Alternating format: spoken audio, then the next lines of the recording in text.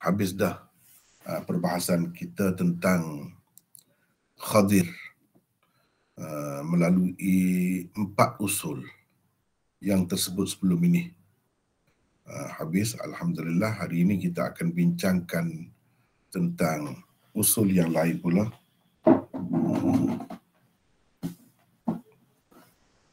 Sedikit sebanyak ada juga kaitan dengan perbincangan tentang Khadir sebelum ini, tetapi ia sedikit saja, ya.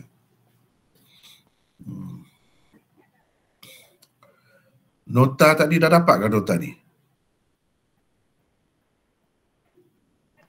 Dapat dah Maulana. Dapat.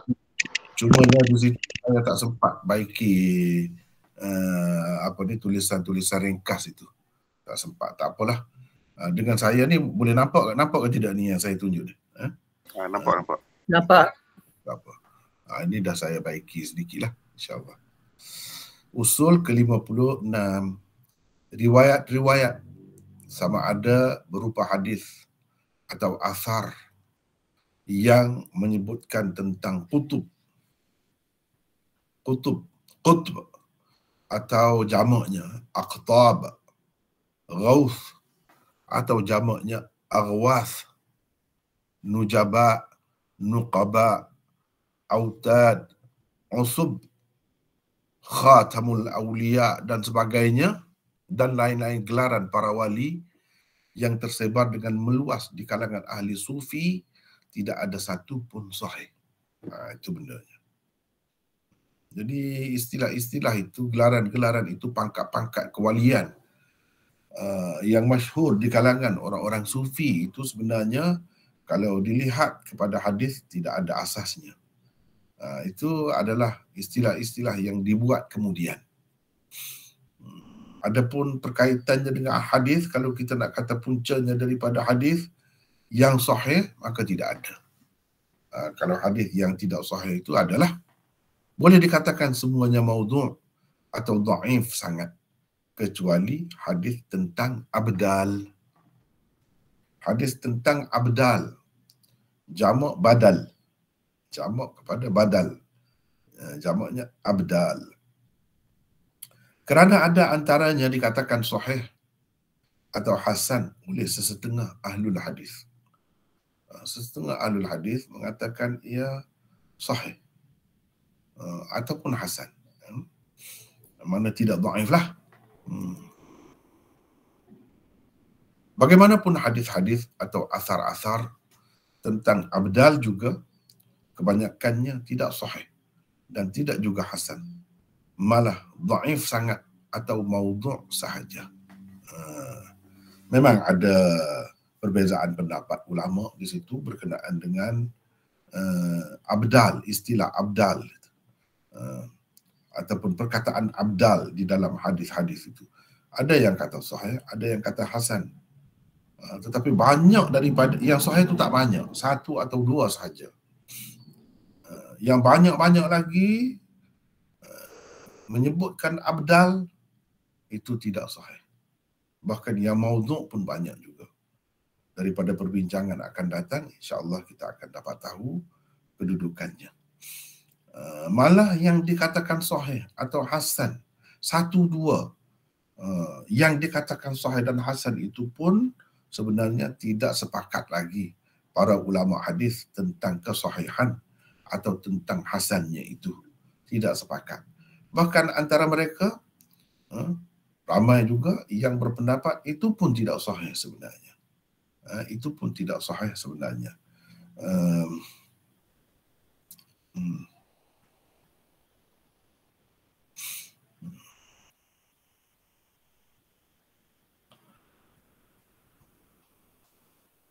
Jadi keadaannya sama seperti hadis-hadis tentang nisfu Sya'ban, kan? Malam nisfu Sya'ban itu dikatakan ada kelebihan, banyaklah hadis-hadisnya. Bahkan ada yang mengatakan ia bertaraf hasan pun ada. Tetapi bagi saya tidak setujulah dengan pendapat itu. Sebenarnya tidak ada satu pun yang sahih, itu pun. Syekh Albani ada menyebutkan bertaraf hasan, bahkan sahih. Hadis adalah satu dua hadis tentang malam nisfu Syaban itu, tetapi yang sebenarnya kalau diteliti betul-betul sebenarnya tidak ada. Yang itu pun berilat sebenarnya, maklul juga. Sama juga dengan hadis abdal ini kalau ada. Yang lain-lain itu sebenarnya tidak ada yang sahih. Tidak ada yang sahih. Jadi itu hanya semata-mata berdasarkan pandangan dan istilah yang terpakai di kalangan satu golongan sahaja daripada umat Islam, iaitu golongan sufi. Dan kalau kita terima hadis abdal itu berdasarkan ataupun menurut setengah-setengah ulama hadis, maka abdal itu tidaklah terpakai dengan makna yang dipakai di kalangan ahli sufi juga. Tak boleh pakai juga begitu. Kalau kita terima hadis itu sebagai sahih atau hasan, hadis yang menyebutkan tentang abdal itu, tidak boleh juga kita pakai perkataan itu dengan makna istilahi. Menurut istilah sufi, tak boleh. Itu tak betul. Kita hanya boleh memakainya dengan makna lughawinya sahaja. Yang mana lughawinya dari segi makna, dari sudut bahasanya itu adalah beberapa makna yang sesuai, yang tidak bercanggah dengan hadis-hadis yang lain. Kalau kita pakai dengan makna istilahi, menurut istilah orang-orang sufi, dia akan bercanggah juga dengan hadis-hadis yang lain. Dengan itu, tidak boleh lagi dianggap sebagai sahih atau hasan. Dengan itu. Kalau nak terima juga, maka abdal itu seharusnya dipakai dengan makna lughawinya semata-mata, bukan dengan makna istilahinya. Itulah secara kasarnya gambaran umum tentang hadis-hadis yang memuatkan gelaran-gelaran yang kemudiannya dipakai dengan meluas di kalangan orang-orang sufi di dalam hadis-hadis. Baik. Jadi dalam hadisnya, itu kita boleh tengok. Di bawah ini dikemukakan 3 contoh daripadanya. Contoh pertama. Ini riwayat daripada Ali. Daripada Sayyidina Ali radhiyallahu anhu. Katanya, qal sa'altu Rasulullah sallallahu alaihi wasallam 'anil abdal. Ini kan ada perkataan abdal ini. Qala hum 60 rajulan. Qultu ya Rasulullah jallihim li. Qala laysu بالمتنطعين ولا بالمبتدعين ولا بالمتنعمين لم ينالوا ما نالوه بكثرة صيام ولا صلاة ولا صدقة ولكن بسخاء الأنفس وسلامة القلوب والنصيحة لأئمتهم إنهم يا علي في أمتي أقل من الكبريت الأحمر. Itu hadisnya. Ya. Dalam ni ada sebut abdal. Bermakna satu istilah di kalangan orang sufi itu ada di dalam hadis. Makna ada asasnya, ada asalnya. Mungkin orang berkata begitu. Bagi kita yang belajar hadis, sepatutnya kena ada jawapan lah. Bahawa ini hadis tidak sahih sebagaimana kita akan bincangkan akan datang. Bermaksud kata Ali, saya tak sebut dah sanad itu. Saya tak sebut dah. Cuma saya garis saja tempat-tempat di bawah nama-nama yang berkenaan itu. Kata Ali, aku bertanya Rasulullah sallallahu alaihi wasallam tentang abdal. Bermakna ini hadis ini didakwa sebagai hadis marfu'. Jawab baginda sallallahu alaihi wasallam, mereka 60 orang. Jadi wali abdal ni makna wali lah. Wali abdal. Mereka 60 orang. Aku bertanya seterusnya, wahai Rasulullah, perjelaskanlah kepadaku tentang mereka. Aku berkata seterusnya, wahai Rasulullah, perjelaskanlah kepadaku tentang mereka. Baginda menjelaskan, mereka tidak melampau Itu antara sifatnya, ciri-cirinya.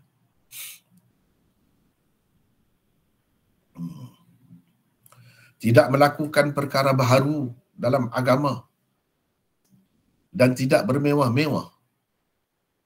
Mereka tidak mencapai kedudukan yang dicapai mereka dengan banyak berpuasa, bersalat dan bersedekah. Sebaliknya dengan kemurahan jiwa, kesejahteraan hati dan kejujuran terhadap pemerintah-pemerintah. Sesungguhnya mereka, wahai Ali, di kalangan umatku lebih sedikit daripada belerang merah. Lebih sedikit daripada belerang merah. Itulah hadis. Hadisnya yang dikatakan hadis itu tentang abdal. Ini contoh yang pertama. Sebenarnya perlu diingat ya, 99 usul dirayah ni mengumpulkan hadis-hadis maudhu' dalam kelompok. Ya. Maknanya hadis-hadis berkenaan dengan sesuatu perkara itu ada banyak. Cuma saya pilih daripadanya 3 biasanya. Kadang-kadang itu ada 4 sebagai contoh. Tetapi jangan diingat 3 atau 4 itu sahaja hadisnya. Ada banyak lagi yang lain. Sebagai panduan mudah, bila kita ceritakan tentang sesuatu usul, bermakna hadis-hadis yang berkenaan dengan usul itu terkaitlah. Semuanya berkenaan. Jangan ingat yang dikemukakan itu sahaja. Kalau satu saja hadis dan tidak boleh kita buat sebagai usul, itu tidak dibincangkan di dalam nota ataupun buku ini. Sebab jilid pertamanya insya-Allah tak lama lagi akan keluar sebab sudah dalam proses cetak. Dalam tu sudah lepas dan 40 usul. Jadi 40 usul bila sebut begitu makna hadis-hadis di bawahnya itu ada banyak. Kalau yang satu saja itu saya tak sebut. Kalau tak ada banyak lah. Misalnya contoh hadis maudhu' yang kira-kiranya ada satu saja. Tidak boleh kita buat sebagai usul lah. Hanya kita kena ingat sajalah itu. Misalnya at-tumbak syajarum ma'lum nabata min bauli iblis. Contohnya. Tembakau adalah satu tumbuhan yang maklum. Semua orang tahu. Ia tumbuh hasil daripada kencing iblis. Hasil daripada air kencing iblis. Tembakau yang merupakan asas, bahan asas bagi rokok tu. Itu tembakau. Itu dalam hadis tak ada banyak sebenarnya. Hadis maudhu' pun ada satu gitu je, mungkin 2 pun susah nak dapat. Walaupun tembakau tu tidak elok, tak baik, tak bagus, tapi bukan bermakna kalau ada hadis yang menunjukkan keburukannya kita nak guna, nak jadikan sebagai bukti bahawa itu menunjukkan tembakau itu tak bagus sebab ia hasil daripada kencing iblis. Tak boleh kita orang yang belajar hadis buat begitu. Yang maudhu' tak maudhu' lah, walaupun kita kata tembakau itu tak bagus, tapi itu maudhu', tidak sahih. Jadi kita tidak boleh buat usul. Misalnya usul yang keberapa, hadis-hadis atau riwayat-riwayat berkenaan dengan tembakau, semuanya maudhu', tak boleh. Sebab dia tak ada banyak. Yang kita buat usul ni di bawahnya ada banyak. Itu perlu diingat.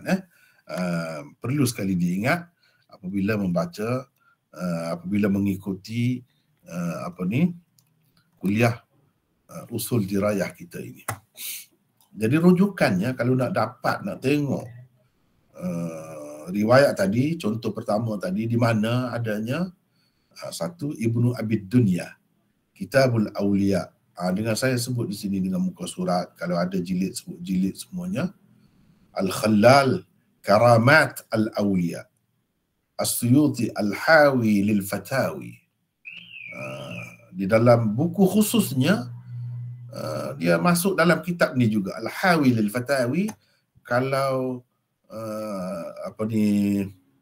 peserta-peserta kita nak tengok kitab itu, menarik kitab itu. Saya boleh tunjukkan.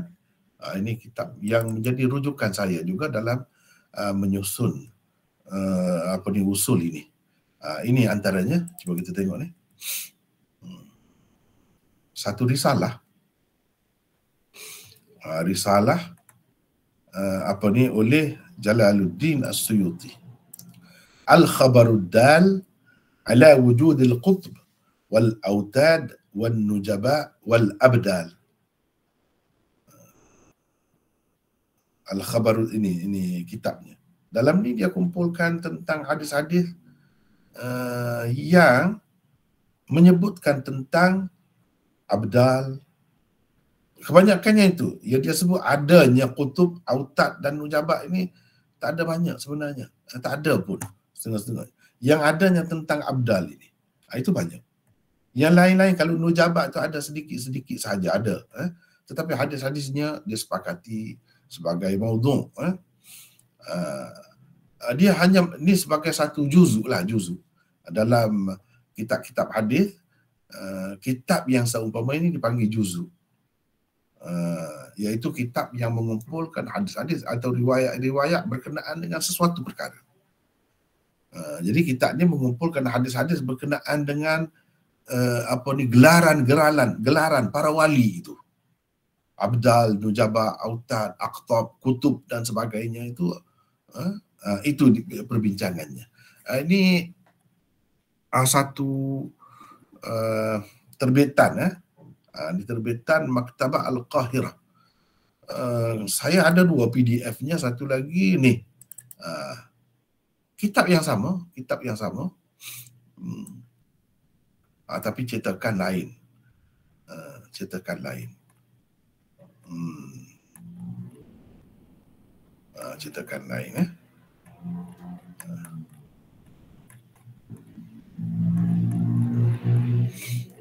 Cetakan Darul Bairuti. Lain. Mana pentahqiq dia pun lain. Kitabnya sama. Kitab ini sebenarnya terkandung di dalam Al-Hawi lil Fatawi karangan As-Suyuti. Risalah ini ada termasuk di dalam kitab itu juga. Jadi bila saya sebut di sini Al-Hawi lil Fatawi, maksudnya kitab itulah, risalah itu yang dicantumkan di dalam kitab Al-Hawi lil Fatawi. Kalau kitab yang betul-betul nama dia tu namanya Al-Khabarud Dal tadilah. Ibn al-Adim Bughyatut Talab fi Tarikh Halab. Dalam tu pun ada sebut juga. Kemudian dalam perbincangan ulama dalam kitab-kitab lain itu banyak sekali lah. Kalau nak kira sebagai punca ataupun rujukan utamanya, inilah kitab-kitabnya. Adapun perbahasan ulama, kritikan ulama tentangnya itu memang adalah di dalam kitab-kitab lain lagi. Baik.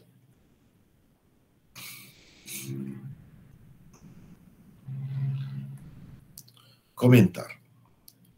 1. Contoh pertama di atas dikemukakan dengan sanad dan lafaz riwayat Ibnu Abi Dunya di dalam kitabnya Al-Awliya. Di dalam sanadnya terdapat beberapa orang perawi bermasalah. Yang paling teruk daripadanya ialah Mujashih bin Amr. Ini kan yang saya gariskan, Mujashih bin Amr. Ini yang saya kemukakan ini adalah daripada kitab Al-Awliya karangan Ibnu Abi Dunya. Ibnu Abi Dunya ni dia banyak menulis ajza. Ajza, mana hadis-hadis tentang topik-topik tertentu. Dia banyak menulis, mana risalah-risalah kecil begitulah, banyaklah tajuk-tajuknya. Salah satunya ialah kitab Al-Awliya. Dia ada sanadnya, dengan sanad dia. Ini sanad dia daripada Ali. Kitab ini kalau kita nak tengok, boleh kita tengok dalam Syamilah pun ada. Ini kan kalau kita perhatikan, cuba tengok ni. Sebagai contohnya saya nak tunjuk kepada tuan-tuan dan puan-puan sekalian. Kalau nak tengok sini sekejap. Kita tengok dalam Syamilah. Dalam Syamilah pun ada.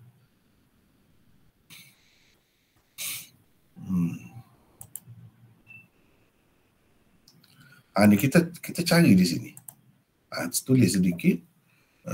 Lepas tu cari di sini Al-Awliya. Al-Awliya. Di sini ada.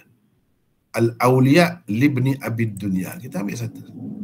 Tapi bukan ada dalam kitab ni saja, dalam kitab lain pun ada. Cuma saya pilih ini. Misalnya dalam Karamat Al-Awliya. Karangan Hasan bin Muhammad Al-Khallal. Ni. Kita ambil. Cuba tengok ya. Cuba kita tengok. Ini. Ini Al-Awliya ni di bawah dia tulis. Muka surat 12. Karangan Ibnu Abid Dunya, ini sanadnya. Yang saya kemukakan tadi di sini, ini asasnya. Dalam Karamat Al-Awliya oleh Al-Khallal ada juga di sini duduknya. Iaitu hadis yang ke-14. Muka surat 6. Ini semua dipanggil ajza. Kalau kita perhatikan di dalam kitab Syamilah ni, dia duduk di sini. Sama kalau Karamat Al-Awliya ni termasuk dalam makhtutat hadithiyah. Yang ini manuskrip lagi, dalam bentuk manuskrip lagi. Ini kutub Ibnu Abid Dunya, kitab-kitab Ibnu Abid Dunya. Yang mana sebenarnya ia termasuk di dalam ni sebenarnya. Cuba tengok ni. Mutun hadis al-ajza al-hadithiyah. Ajza. Al-ajza al-hadithiyah. Mutun hadis ni dia berupa kitab besar. Dia mengandung macam-macam bab. Macam-macam topik. Tapi kalau ajza hadithiyah ini, dia membincangkan tentang sesuatu perkara saja. Sebanyak mana hadis yang ada tak kira lah. Sahih ke, dhaif ke, maudhu' sekalipun dikumpulkan di dalam kitab itu. Dipanggil juz'u. Seperti kitab Imam Bukhari. Juz'u Raf'il Yadain. Itu kitab khusus. Risalah, biasanya risalah. Dia tidak tebal. Yang membincangkan tentang angkat tangan semasa bersolat. Ketika mana kita angkat tangan. Imam Bukhari ada tulis satu juz'u. Namanya Juz'u Raf'il Yadain. Ketika mula-mula takbiratul ihram, Allahu Akbar, angkatkan. Angkat. Ketika nak rokok dan sebagainya, dia kumpulkan semua hadis. Hadis yang maudhu' pun ada. Jadi jangan ingat, Bukhari mesti sahih semua. Dah, itu bukan kitab sahih Bukhari. Itu kitab lain. Kitab lain tidak ada syarat tu. Jadi kita akan bertemulah yang maudhu' sekalipun. Juz'u al-qira'ah khalfal imam, misalnya. Juz'ul qira'ah khalfal imam. Juz'u makna kitab hadis yang mengumpulkan hadis-hadis tentang membaca di belakang imam. Kalau dalam sembahyang jemaah, makmum itu kena baca apa? Adakah wajib baca Fatihah atau surah dan sebagainya? Yang mana? Apa yang wajib dibaca? Apa yang dibaca oleh makmum dalam solat? Itu dipanggil ajza. Jadi kalau dalam Syamilah ni, kalau kita nak cari sinilah al-ajza al-hadithiyah. Macam tadi al-awliya tadi, dia termasuk dalam ajza ni. Dia termasuk dalam ajza ni. Cuma dalam Syamilah yang ada dengan saya ni, dia ada juga kutub Ibnu Abid Dunya. Kutub Ibnu Abid Dunya tu sebenarnya itulah ajza tadilah. Ini kitabnya. Ini hadisnya. Baik. Tak apalah. Komentar. Ini yang saya kemukakan dengan sanad begini, sebab dalam kitab lain mungkin sanadnya lain. Tetapi kalau kita perhatikan di atas dia mesti ada orang-orang ni jugalah. Cuma kalau berbeza pun di peringkat bawah tu. Kalau pengarang tu orang kemudian lagi panjang sanadnya. Kalau pengarang tu di abad awal Islam, maka sanadnya tidak banyak lah. Kalau kita tengok di sini Ibnu Abid Dunya Al-Awliya ni, kita tengok di sini. Ni Al-Awliya. Dia tahun berapa, boleh kita tengok di sini. 281 Hijrah. Meninggalnya Ibnu Abid Dunya. Maknanya ni peringkat awal lagi ni. Peringkat awal lagi ni. Kalau nak kira ni termasuk dalam mutaqaddimin, lagi mengikut setengah-setengah orang tu, dia kata masih mutaqaddimin lagi. Kalau 281 ni, Tetapi di hujung mutaqaddimin dah. Maknanya lama dah dalam kitab ni dah ada cerita ni, hadis ini. Jadi sanad dia tidak begitu banyak lah. Kalau kita tengok ni tak walaupun begitu dah banyak juga sampai kepada Rasulullah 1, 2, 3, 4, 5, 6, 7, 8 dah. Antara pengarang dengan Rasulullah SAW sudah ada 8 dah. Perawi-perawi dia tu di tengah tu. Sedangkan kalau kita tengok pengarang-pengarang kitab-kitab utama hadis yang besar-besar tu, mereka awal lagi, sedikit lagi. Imam Bukhari sanadnya yang paling tinggi 3 orang saja. Di antara dia dengan Rasulullah SAW hanya 3 orang. Itu dipanggil thulathiyah. Kalau 4, 5 orang tu ramai. Banyaklah hadis tu. Ini asasnya.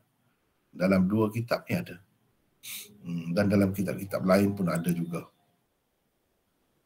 Yang paling teruk daripadanya ialah Mujashir bin Amr. Dia adalah salah seorang pendusta besar. Mujashir bin Amr ini adalah salah seorang pendusta besar. Bila ada dalam sanad sesuatu hadis itu pendusta besar, dengan sendirinya kita dapat buat keputusan bahawa hadis itu maudhu'. Hadis itu maudhu'. Tapi kadang-kadang ada juga yang pendusta besar riwayatkan itu, riwayat yang sama diriwayatkan oleh orang lain, orang-orang yang baik-baik. Kalau macam tu tidak maudhu' sebab dia ada lagi orang lain. Tapi kalau dia saja ada, hanya daripada riwayat dia, itu tentu dah jadi hadis maudhu'. Kalau sanad dia tu sanad hadis maudhu' lah. Matan dia tu belum tentu lagi. Tengoklah, kalau ada orang lain yang baik-baik perawi sahih yang meriwayatkannya juga, jadi berdasarkan saluran perawi-perawi yang kuat-kuat yang baik-baik itu, ya boleh jadi sahih. Tetapi sanad yang ada pendusta besar ni tentu dah sanad hadis maudhu' lah kira-kiranya. Kata Ibnu Hibban, dia salah seorang yang mereka hadis atas nama perawi-perawi thiqat. Teruk dia ni.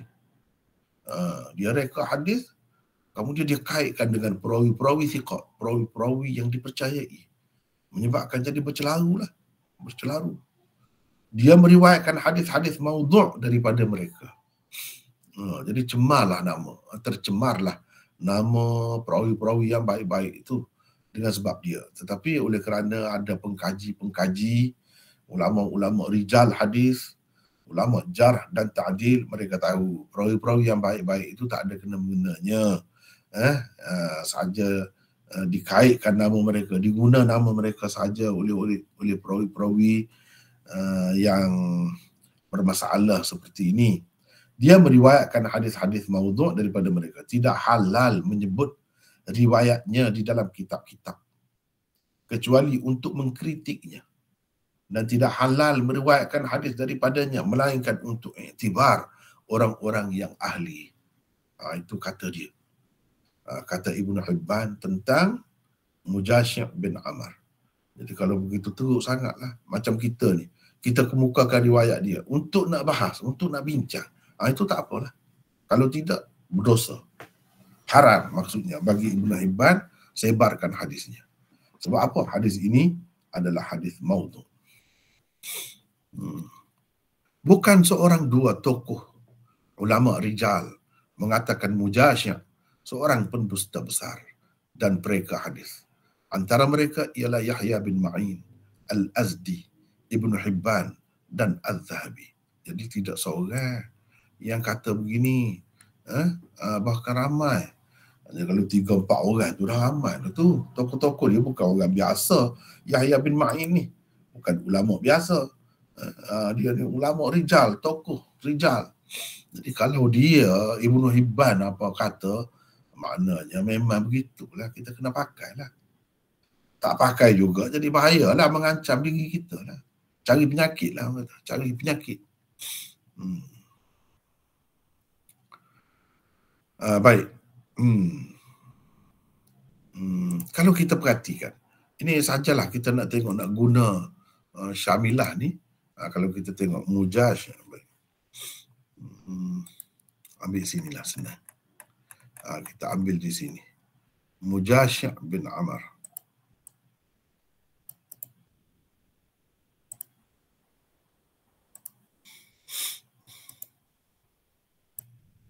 Mujasyah bin Amr. Kita ambil satu kitab saja sudah memadai dah. Kalau nak ringkas lah, kalau nak lebih lagi, kena cari banyak lagi lah kitab. Umpamanya dalam Mizanul I'tidal, kitab yang masyhur tentang perawi-perawi hadis yang bermasalah. Ini kitab karangan Imam Az-Zahabi. Kemudian orang kemudian ada buat zail pula, tambahan lah. Macam lanjutan perbahasan Mizanul I'tidal ini. Kalau tak ada dalam Mizanul I'tidal itu, kita kena tengok di sini. Zail, dipanggil zail. Itu disusun oleh Al-Iraqi. Imam Al-Iraqi, seorang ulama hadis yang besar. Baik, kita tengok. Mujasyah bin Amr. Ini keluar. Mujasyah bin Amr an Ubaidillah bin Umar qala Ibn Ma'in qad ra'aituhu ahadal kadzabin. Itu Yahya bin Ma'in kata. Ada salah seorang pendusta besar. Uqaili berkata hadithuhu munkar. Hadisnya munkar. Kemudian Imam Zahabi bawa salah satu hadis dia lah sebagai contoh. Riwayat dari dia daripada Anas secara marfu', rak'atan minal mutazawwij afdal min 70 rak'atan minal a'zab. Selalu orang-orang yang baca khutbah nikah tu dia baca yang ni. 2 rakaat sembahyang orang yang berkahwin lebih afdal daripada 70 rakaat sembahyang orang yang bujang, orang yang belum berkahwin, tidak ataupun tidak berkahwin. Cuba tengok ni. Baqiyah daripada Mujasyah bin Amr, daripada Ubaidillah bin Umar, daripada Nafi', daripada Ibnu Umar. Secara marfu'. Ni antara hadis dia lah, banyaklah yang dikemukakan di sini. Imam Bukhari kata apa? Mujasyah bin Amr, Abu Yusuf, munkar, majhul. Itu Imam Bukhari kata. Bila Imam Bukhari kata munkar, ini dia teruk dah perawi itu sebenarnya, teruk. Kemudian banyak lagi ni dia bawa contohlah riwayat Mujasyah ini. Qultu, kata Imam Zahabi, hadis tadi maudhu'. Mujasyah ni, Imam Zahabi kata dia ni perawi bagi kitab Al-Ahwal wal Qiyamah. Kitab ini terdiri daripada 2 juzuk. Setiap hadis di dalamnya maudhu', kata dia. Mujasyah meriwayatkan daripada Maisarah bin Abdi Rabbi, daripada Abdul Karim Al-Jazari, daripada Ibni Abbas, daripada Sa'id bin Jubair, daripada Ibni Abbas. Cuba tengok ni. Maknanya Imam Zahabi pun kata dia ni memang pendusta besar, periwayat hadis maudhu'. Jadi kalau ada pun di sini tentang abdal ini, Rasulullah, aku bertanya Rasulullah tentang abdal, tetapi riwayat ini tidak sahih. Itulah maksud kita kata dalam mana-mana riwayat yang ada sebut abdal ini boleh dikatakan semuanya lah, kecuali 1-2. Kalau tak kecuali pun, itu pun tak boleh pakai abdal dengan makna yang difaham oleh ahli-ahli sufi, kerana itu pun menyeleweng juga sebenarnya, jauh larinya. Kita kena pakai dengan makna bahasa Arab sajalah, abdal. Itu akan dijelaskan nanti apa maknanya dari sudut bahasa Arab, yang kalau kita guna tidak jadi salah. Dan memang pun di kalangan ulama salaf ada guna perkataan abdal ini, dan ini menunjukkan bagi mereka ada juga asasnya, asalnya hadis abdal ini. Sekurang-kurangnya 1 atau 2 ada juga. Kalau tidak sahih pun hasan, paling tidak. Sebab apa? Mereka ada guna untuk ulama-ulama tertentu. Dia kata dia tu termasuk salah seorang abdal. Kalau tidak, mereka tak akan guna begitu. Menunjukkan abdal ini isyarat kepada seorang yang soleh, seorang yang baik, seorang yang taat, wali lah kita kata, wali abdal, itu ada guna. Tetapi tidak dengan makna yang diterima oleh orang-orang sufi, bukan begitu. Bukan begitu. Kalau menurut salaf, kalau menurut ulama salaf, bukan seperti yang difaham oleh orang-orang sufi itu. Nanti kita akan perjelaskan nanti.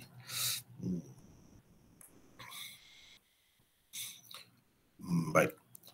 Yang ketiga, terdapat beberapa lagi saluran riwayat daripada Ali berhubung dengan abdal, tetapi tidak ada satu pun daripadanya sahih dan sabit.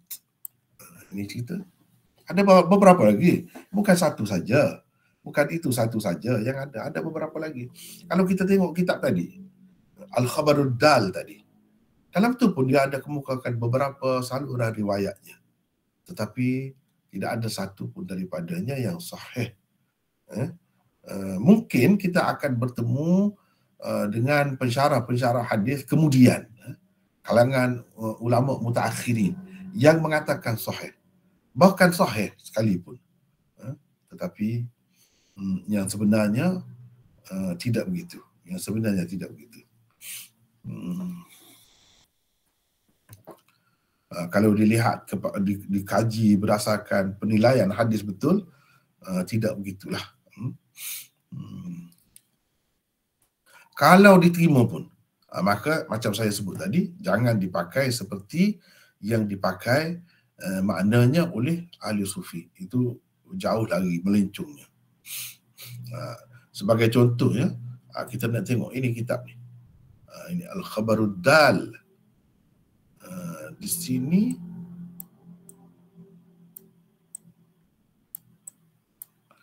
cuba tengok. Dia sebut berapa ramai ni sahabat-sahabat yang dikatakan telah meriwayatkan hadis ini. Diriwayatkan daripada mereka. Umar bin Al-Khattab, Ali bin Abi Talib dan ada beberapa ramai. Tapi tidak semestinya ramai sahabat ni terus boleh kita percaya ada asasnya. Hadis itu sahih, belum lagi. Tapi kalau orang biasa yang tak belajar hadis pening tadi, kena ni pening. Banyak sampai begini sekali. Yang pertama hadis Umar. Dia sebut satu-satu dengan sanad yang lengkap. Yang kedua hadis Ali. Ini hadis Ali. Yang hadis Ali ini bermula daripada hadis yang ketiga. Hadis yang keempat, hadis saluran yang lain. Ibnu Asakir dalam tarikhnya sebut begini. Yang kelima, banyak. Dia ada banyak, beberapa banyak. Ini yang kita baca tadi, ada duduk di sini. Yang kita ambil contoh tadi, ada di sini.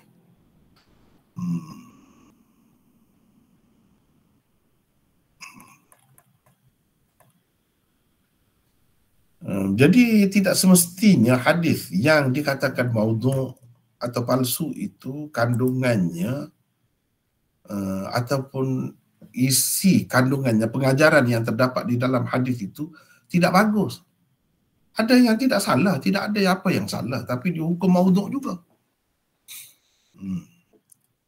Macam dalam riwayat ini, kalau tengok kepada sifat-sifat dia tu, apa yang salahnya, apa yang tak kenanya. Mereka tidak melampau, mereka tidak melakukan perkara baru, bukan ahli bid'ah, mereka tidak bermewah-mewah, itu betul. Tidak sadar apa yang salah. Dan mereka tidak mencapai kedudukan yang dicapai mereka dengan sebab banyak berpuasa, bersalat dan bersedekah. Betul, tak mestinya orang tu di sisi Allah kedudukannya tinggi dengan sebab sembahyang, puasa saja, tidak. Sebaliknya dengan kemurahan jiwa, kesejahteraan hati dan kejujuran terhadap pemerintah-pemerintah. Di mana salahnya? Kalau kita tengok di situ tidak ada salah. Jadi tidak semestinya hadis yang dikatakan maudhu' itu kandungannya juga salah. Dari segi penilaian agamanya tidak. Tak mesti salah. Tetapi kalau kita perhatikan dengan lebih teliti, kita akan nampak di mana kelemahan. Di mana masalahnya. Kita akan nampak. Dan kita tidak boleh semata-mata terima kandungan hadis yang elok walaupun sanad dia tu maudhu'. Tak boleh. Tak boleh terima. Itu bukan cara ahlul hadis. Cara ahlul hadis mesti sanadnya sahih. Dan kandungannya dia pun elok, betul, tak bercanggah dengan agama. Agama yang sedia maklum berdasarkan daruriyatid din, maklum begitu ajaran agama. Dia tidak bercanggah. Kalau sanadnya sahih tapi bercanggah tak boleh juga.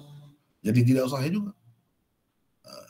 Ini sanad hadis elok tapi sanadnya tak elok, tidak jadi sahih juga. Tidak jadi sahih juga. Jadi kita, sebab ini kalau kita terima lah, dia akan jadi macam kepercayaan ini. Macam kita kena percaya sentiasa ada ni seramai ni orang yang dipanggil abdal setiap masa. Kita kena percayalah, kalau tidak untuk apa ni? Untuk apa ni kita tahu. Bukan untuk fadail amal apa? Tak ada amalan apa di sini. Di sini tidak ada apa-apa amalan yang kita dapat. Yang adanya ialah kita seharusnya percayalah. Kalau tidak, cerita tu tinggal cerita saja. Untuk apa diceritakan? Untuk kita pegang lah. Bila jadi pegangan, itu dah jadi akidah. Bila dah jadi akidah, tak boleh. Tak boleh hadis macam ni. Itu benarnya.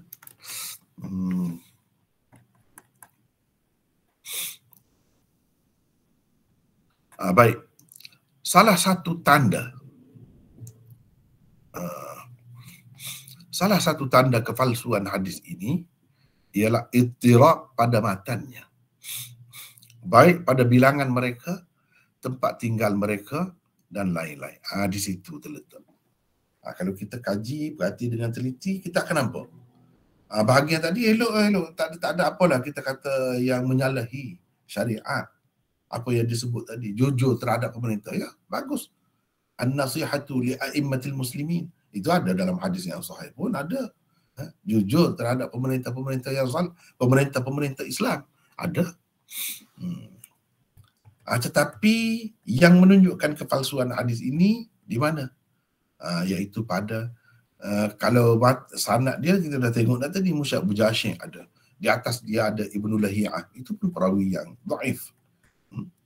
Tapi kalau kita tengok matan dia, begitu juga. Dia bercanggah-canggah tu. Riwayat Ali sendiri tu ada berbeza-beza. Kenapa begitu? Baik. Satu. Di dalam riwayat contoh pertama, di atas jumlah mereka disebutkan 60 orang. Ini 60 orang disebut. Hum situna rajulan. 60 orang.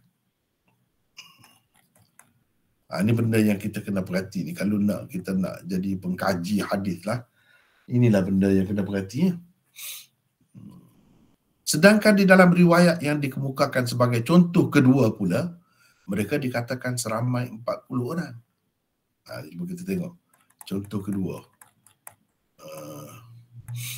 Ini contoh kedua. Al-budala arba'una rajulan. Budala dalam setengah-setengah riwayat, al-abdal arba'una rajulan. 40 orang pula. Itu bercanggah tu. Itulah dipanggil ittirab. Tidak tetap, ketidaktetapan, tidak konsisten hadis itu.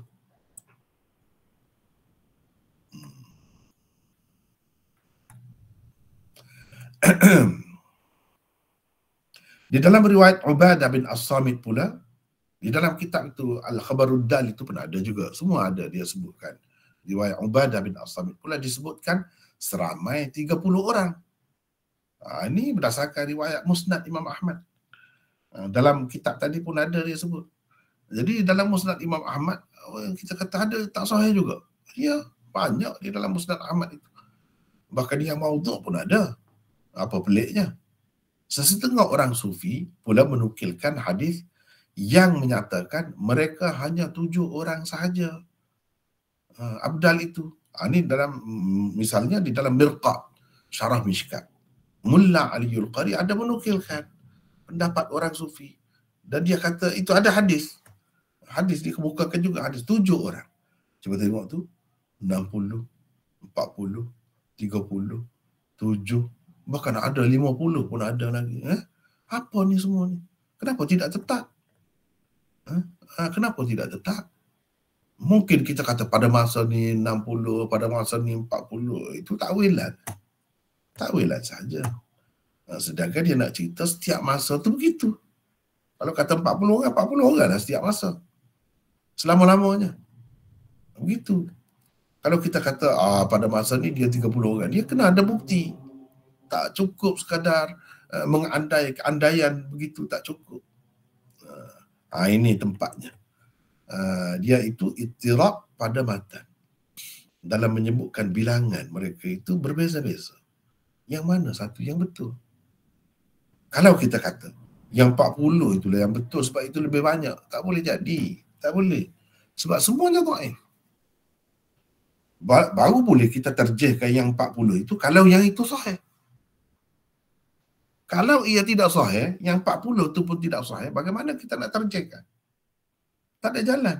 Dia tetap ada ittirab tu, sifat ittirab tu tetap akan ada.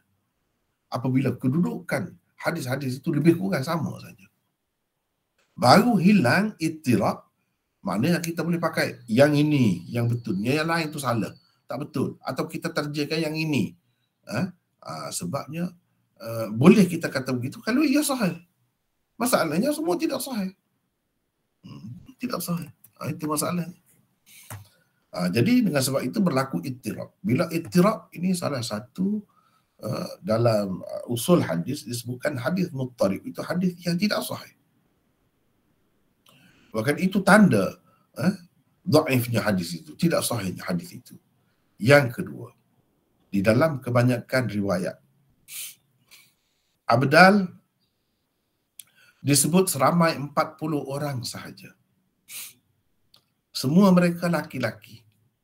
Tetapi di dalam sesetengah riwayat pula disebutkan mereka 80 orang semuanya.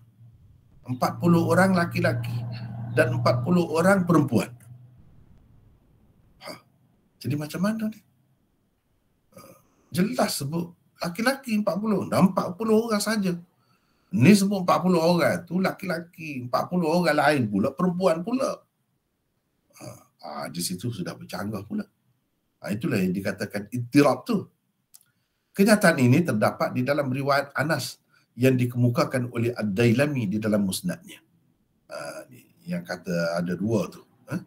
Dan Hafiz Ibn Hajar di dalam Al-Qawlul Musaddad melalui saluran riwayat Al-Khallal dalam kitab Karamat Al-Awliya tadi. Setelah mengemukakannya, Hafiz Ibn Hajar berkata, di dalamnya terdapat beberapa orang perawi majhul. Mana tidak sahih juga. Ibnul Jauzi juga mengemukakan riwayat ini di dalam Al-Mawdu'atnya. Kalau Ibnul Jauzi masukkan dalam kitab Al-Mawdu'atnya, bermakna hadis itu maudhu' lah. Hadis itu maudhu'. Jadi sama ada yang ada yang 40 ataupun 80. 40 lelaki, 40 perempuan, itu semuanya tidak sahih. Jadi macam mana kita nak terjihkan? Bila tidak boleh terjih, dia tetap ittirab hadis itu. Tetap muttarib. Bila muttarib, mana tidak sahih lah.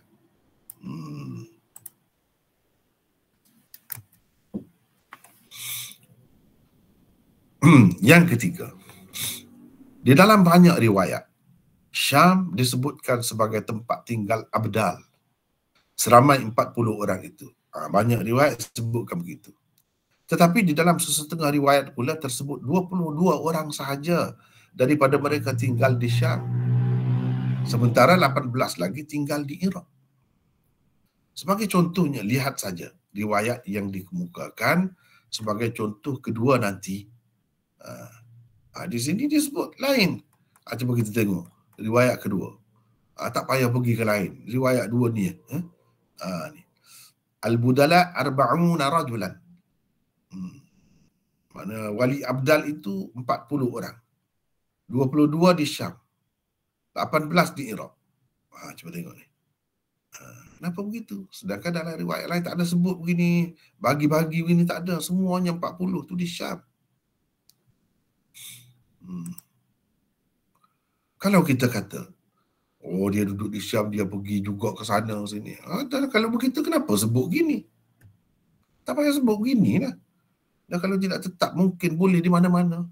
Di Malaysia pun boleh ada, di Indonesia pun boleh ada juga wali abdal. Apa masalahnya khususkan dengan Syam tu saja?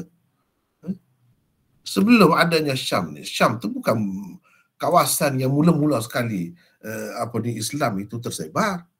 Kemudian beberapa lama baru, sebelum itu tak ada wali abdal. Masalahnya di Mekah, di Madinah. Itu masalahnya. Itu sebab Imam Ibn Taymiyah pertikaikan hadis ni. Dia kata tak ada satu pun yang sahih. Cuba kita tengok di sini.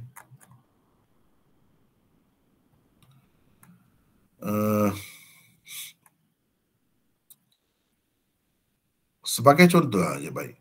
Di dalam sesetengah riwayat pula tidak tersebut langsung tempat menetap mereka. Tak sebut. Mereka boleh saja ada di mana-mana. Kalau macam tu lebih sesuai. Tetapi kenapa 40? Adakah setiap masa umat Islam ni 40 orang lebih? Berjuta-juta? Sekarang ni baru berjuta-juta. Ketika Nabi mula-mula sebarkan Islam tu berapa orang? Jadi tak adakah di kalangan mereka itu abdal? Itu timbul masalah. Timbul masalah kalau kita terima hadis ni. Kalau kita mengambil kira sebelum Nabi Muhammad lagilah ada Nabi itu berdakwah hanya 2 orang saja pengikutnya. Tak cukup 40, macam mana? Tak ada wali abdal lah. Kalau kira Nabi Muhammad sendiri pun, mula-mula Islam tu dia bukan terus 1000. Tidak 1000, beberapa orang saja. Jadi tak ada wali abdal lah pada ketika tu. Sedangkan sifat yang disebut tadi memang ada. Di kalangan tabi'in misalnya, berapa ramai? Di tempat lain yang mempunyai sifat-sifat yang sama, ciri-ciri yang sama. Kenapa tak boleh? Di situ saja ada tu, kenapa? Sebelum ni kita telah bincangkan dalam satu usul bahawa kelebihan sesuatu tempat tu secara tetap dan berkekalan sampai kiamat, itu tidak ada. Kalau ada, itu tanda hadis itu tidak sahih. Kan saya dah sebut dah sebelum ni. Saya sudah sebut, kita sudah ada satu usul dah. Kalau nak ada kelebihan yang tetap, Mekah, Madinah, itu Baitul Maqdis, itu ada. Tapi kalau yang lain-lain, itu bersifat sementara. Bukan selama-lamanya. Bukan sepanjang masa. Setiap generasi. Bukan begitu. Sedangkan hadis ini menampakkan setiap generasi sentiasa ada. Walaupun Bashar al-Assad memerintah. Walaupun ayah dia, Hafiz al-Assad memerintah. Yang mana dia tu bukan Sunni pun. Dan berapa ramai teruk-teruk. Sekarang ni pejuang-pejuang Islam dibunuh ramai-ramai. Ada lagi wali abdal. Di situ. Di lain lebih aman, lebih tenteram. Lebih orang patuh kepada agama lagi. Daripada di situ. Tak ada wali abdal di tempat lain. Apa masalahnya? Ini jadi masalah. Sesoalnya satu kelebihan yang sepanjang masa. Sampai kiamat. Kalau kita perhatikan hadis-hadis ni, abdal ini, nampak sampai kiamat. Dan ini sudah bercanggah. Sedangkan usul tadi penting, kita faham. Bahawa kelebihan sesuatu tempat secara berkekalan, setiap generasi sampai kiamat itu tidak ada. Kalau ada, hanya sementara. Hanya seketika sahaja. Begitu caranya nak fahamnya. Yang kelima, daripada gambaran sifat-sifat abdal yang disebut di dalam hadis-hadis mengenainya, dapatlah dikatakan mereka adalah orang-orang istimewa yang disayangi Allah. Kita panggil awliya illah.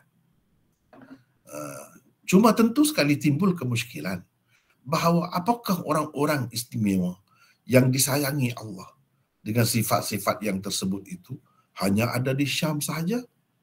Macam saya sebut tadilah. Adakah begitu? Hanya ada di Syam saja? Sedangkan Syam itu tidak sentiasanya baik.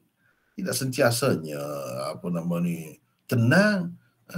Mungkinlah di zaman sahabat dulu ada. Zaman Muawiyah kita katalah, di peringkat awal Muawiyah ada. Tetapi tak ada langsung ke di Iraq bersama-sama dengan Sayyidina Ali, wali abdal. Itu masalahnya pula. Sedangkan berapa ramai sahabat-sahabat bersama Sayyidina Ali. Dan Nabi SAW ada sebut, puak-puak Khawarij ini akan diperangi oleh awlat ta'ifatain. Maknanya daripada dua golongan Islam, dia ni yang terbaik, yang lebih baik. Siapa? Iaitu golongan Sayyidina Ali yang memerangi Khawarij. Ada dalam hadis sebut begitu. Tiba-tiba di kalangan mereka tak ada abdal. Tak ada abdal. Yang ada di Syam saja. Ini tak masuk akal. Inilah usul dirayah. Usul dirayah menilai hadis dari sudut logik itu. Takkanlah di kalangan di Syam saja ada sahabatnya. Bersama Sayyidina Ali. Di Iraq pun ada sahabat juga. Kalau di kalangan tabi'in yang baik-baik ada bersama orang-orang Syam. Di Iraq pun ada ramai juga. Bukan di Iraq saja. Ketika itu Mekah pun sudah berada di bawah kuasa Islam. Di Mekah pun ada berapa ramai. Di Madinah, kenapa tak ada di sana? Di Yaman, di Bahrain.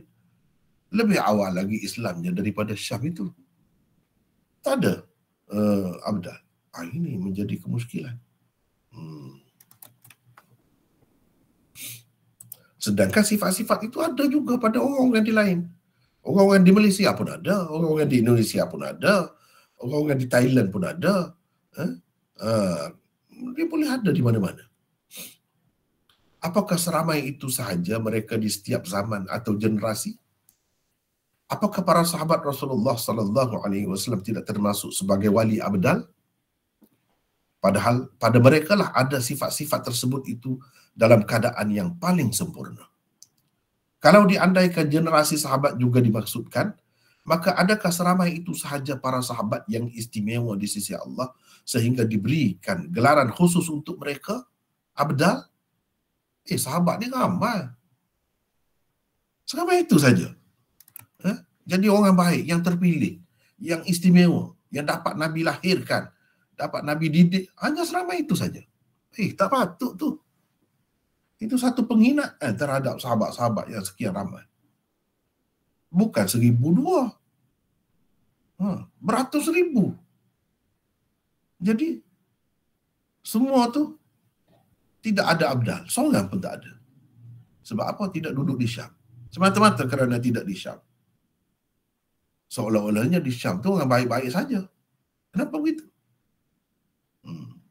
Ini masalah. Terutamanya sahabat. Sahabat macam mana sahabat? Adakah tak termasuk? Kalau tak termasuk, kenapa tak termasuk? Sedangkan sifat-sifat itu ada juga pada mereka. Bahkan paling baik, paling sempurna. Yang keenam, andai kata para sahabat tidak dimaksudkan. Kita kata itu tak termasuk sahabat, itu generasi kemudian. Mungkin kita kata begitu. Maka adakah wali abdal seramai 60 orang atau 40 orang itu bermula dengan generasi tabi'in? Start bila? Bila mula? Kalau tidak sahabat, generasi yang mula-mula ada wali abdal ni bila? Cuba ceritakan.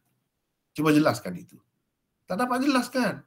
Kalau kita kata ia bermula dengan generasi tabi'in, adakah seramai itu sahajakah di kalangan mereka orang-orang yang bersifat dengan sifat-sifat tersebut? Tabi'in ini ramai. Tiba-tiba 40 orang, 60 orang saja yang ada sifat itu. Seolah-olah yang lain itu ahli bid'ah lah. Ramai lagi tu. Tabi'in. Tabi'in yang mulia. Yang diakui oleh Nabi sebagai khairul qurun. Qarni thumma alladhina yalunahum. Hanya ada 60 orang. Ini tak masuk akal. Seolah-olahnya ini satu penghinaan terhadap golongan tabi'in. Hanya seramai itu sahaja dari kalangan generasi umat Islam yang terpilih selepas generasi sahabat? Ini benda yang kita kena tanya. Benda yang kena tanya apabila berhadapan dengan sesuatu hadis. Jangan telan saja. Sebab itu orang tak suka dengan ahlul hadis ni. Terutamanya ahli bid'ah. Orang-orang yang suka sangat saya hadis maudhu. Sebab apa? Dia boleh dedahkan kepalsuannya. Dia boleh cerita benda ni karu. Jadi orang-orang yang suka kepada benda-benda tu dia tak senang hati. Dan benda ni dapat kita lihat di tempat kita sekalipun sekarang ni. Kan? Dipandang dengan pandangan yang serum. Padahal kata ikut Nabi, sayang kepada Nabi. Tetapi hadis maudhu' kalau disebarkan tak kisah. Tak kisah. Mana boleh macam tu? Buat bid'ah main-mainnya. Mudah-mudah saja. Main-main saja. Kalau semakin orang cerita, semakin lagi keras kita. Orang kata maulud ni tak ada zaman Rasulullah. Tak pernah sahabat buat maulid. Imam-imam besar tak pernah buat. Berselawat beramai-ramai berdiri sampai begitu. Sekarang ni kadang-kadang kita dengar di masjid-masjid. Setiap kali lepas sembahyang pula dia berselawat. Berselawat dengan berzanji itulah. Baca berzanji itu. Tala'al badru alaina. Marhaban Jaddal Husaini. Tiap lepas sembahyang pula dia buat. Tengok. Ahli bid'ah. Adakah di zaman tabi'in dulu begitu? 60 orang saja yang jaga sunnah. Yang lain buat bid'ah. Pelik tu. Tak boleh tipu. Sebab itulah ulama pertikaian. Kalau ada orang kata ada yang sahih. Yang sahih pun kandungan dia tu. Kandungan dia, sanad dia saja sahih. Kandungan dia tu macam mana? Kena tengok juga. Kalau sampai menghina, merendahkan darjat tabi'in, merendahkan darjat sahabat, merendahkan darjat tabi'in. Siapa mereka tu? Siapa? Jadi ulama ni ramai. Bukan 40 orang, bukan 60 orang. Kalau kita kata sufi yang betul pun bukan seramai itu, lebih lagi. Tiba-tiba dikatakan ada di Syam sahaja. Pelik tu. Kalau sahabat kau tabi'in kau, di Syam sahaja. Jadi sahabat dan tabi'in di tempat lain tak boleh ada, walaupun ada sifat itu. Ini macam mana cara penilaian itu? Yang ketujuh, tidakkah Sayyidina Ali kemudiannya apabila berperang dengan Sayyidina Muawiyah berasa tersindir dengan sabda Rasulullah sallallahu alaihi wasallam bahawa wali abdal yang hanya terdapat di Syam itu antara sifat istimewanya ialah kesejahteraan hati dan kejujuran mereka terhadap pemerintah-pemerintah. Itu dalam terjemahan tadi kita dah bagi. Bukankah sabda Rasulullah sallallahu alaihi wasallam itu seolah-olahnya menyindir dan mengingatkan Sayyidina Ali tentang pengikut-pengikutnya yang tidak mempunyai sifat istimewa tersebut? Sayyidina Ali tak terasa ke? Sepatutnya kita kata kalau Sayyidina Ali betul memang meriwayatkan hadis ini, dia tak akan berperang dah dengan Muawiyah. Dia ingat hadis ini saja dia akan berhenti berperang. Kenapa dia terus berperang? Bertelagah. Kenapa? Sebab dia rasa dia betul. Padahal hadis ini menunjukkan orang Syam itu betul. Orang Syam itu sikapnya tidak melampau, sikapnya tidak mengikut bid'ah. Mereka patuh kepada pemimpin. Mana baguslah. Sayyidina Ali tak terfikir ke tu. Jadi ini sebab itu kita kata tak ada kena-mengena pun dengan Sayyidina Ali. Itu saja dikaitkan dengan nama dia. Kalau betul lah dia meriwayatkan hadis ini, sepatutnya dia tidak berperang lagi dengan orang-orang Syam yang dipimpin oleh Sayyidina Muawiyah. Sepatutnya dia menerimanya dengan penuh hormat dan mengutamakannya. Sebab tentu sekali yang disokong oleh wali abdal, pemerintah itu yang terbaik. Itu yang terbaik. Kalau kita katakan di zaman sahabat Muawiyah, maknanya ahli Syam, orang-orang Syam semua sokong dia. Antara yang sokong itu ialah 60 wali abdal atau 40. Sepatutnya Sayyidina Ali yang tahu hadis ini, cukup dah tu. Mana tentulah lebih lagi Muawiyah. Apa aku nak berperang dengan dia ni? Tidakkah dia tak berasa bersalah dalam keadaan itu? Jawabnya sebenarnya tak ada pun cerita ni. Dikaitkan dengan Sayyidina Ali. Guna nama Sayyidina Ali sahaja. Sayyidina Ali tak pernah pun dengar Nabi SAW kata begitu. Kalau betul dia dengar, tentu lagu macam lain jadinya. Macam lain.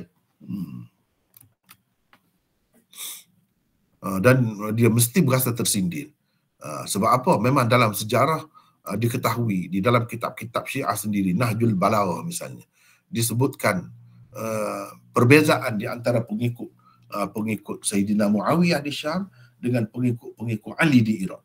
pengikut-pengikut Ali itu diberi gambaran yang teruk sangatlah. Memang teruklah. Tak baguslah. Jadi betul lah apa yang diriwayatkan dalam riwayat ni, bahawa pengikut-pengikut pemimpin di Syam itu jujur terhadap pemimpin-pemimpinnya. Betul lah. Jadi macam mana nak lawan dengan mereka? Di sebelah sini pula ramai sekali orang-orang yang bermasalah. Sehingga kemudiannya kalau kita tengok dalam sejarah, bila dia marah kepada Sayyidina Hasan, anak Sayyidina Ali, orang-orang di Kufah, di Iraq ni, dia tikam Sayyidina Hasan, tembus paha dia. Sampai begitu. Memang dia tidak jujur dengan pemimpin-pemimpinnya. Orang-orang Iraq ni. Baik. Yang ke-8. Jika riwayat contoh pertama itu benar, maka sepatutnya ramailah di kalangan sahabat dan tabi'in memihak kepada pasukan Syam yang dipimpin oleh Sayyidina Muawiyah semasa bertelingkah dengan pihak pasukan Kufah yang dipimpin oleh Sayyidina Ali. Kerana itu merupakan salah satu petunjuk bahawa pasukan Syam berada di atas kebenaran. Wali Abdal berada di kalangan orang-orang yang berada di Syam, bukan di kalangan orang-orang yang berada di Kufah. Tentu sekali begitu, tapi jawabnya tidak. Lebih kurang sama saja, sama ramai. Dan kalau betul cerita ni, mestilah sahabat-sahabat yang berkecuali itu tidak akan berkecuali lagi. Mereka akan berpihak kepada Muawiyah. Tetapi kenapa Sa'ad bin Abi Waqqas tidak terlibat dalam semua pertelingkahan? Tak masuk dalam perang Jamal, dalam perang Siffin, tak ada dia. Usamah bin Zaid tak masuk. Abu Hurairah tak masuk. Abu Sa'id Al-Khudri tak masuk. Abu Musa Al-Ash'ari tak masuk. Ini sahabat-sahabat yang berkecuali. Tak mahu duduk sebelah Muawiyah, tak mahu duduk di sebelah Ali. Kalau ada betul cerita ni, mesti dia masuk di sebelah Muawiyah. Kenapa tak masuk? Menunjukkan mereka tak tahu pun cerita ni. Yang ke-9, salah satu tanda kepalsuan riwayat itu ialah di dalamnya terdapat seruan Rasulullah sallallahu alaihi wasallam terhadap Sayyidina Ali dengan katanya, wahai Ali. Ini juga merupakan semboyan mudah untuk anda memutuskan tentang kepalsuan sesuatu hadis. Lihat usul ke-17 di dalam buku ini. Usul ke-17 memang sebut. Kalau riwayat-riwayatnya ada sebut ya Ali, itu riwayat palsu. Cuba tengok di sini, saya sebagai contohnya saya nak tunjuk ni. Yang inilah yang saya sebut dalam cetakan sekarang ni.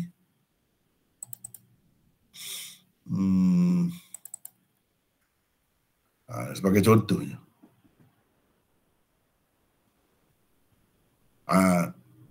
Ini sudah dicetak. Yang ni termasuk dalam apa? Jilid 1. Sebab 99 usul ni insya-Allah akan berada dalam 2 jilid. Ni cuba tengok ni hadis. Ni usul contoh kedua. Contoh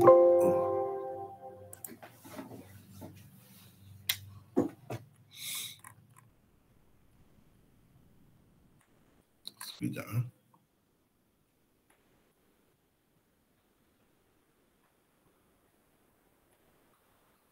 Ni usul 17.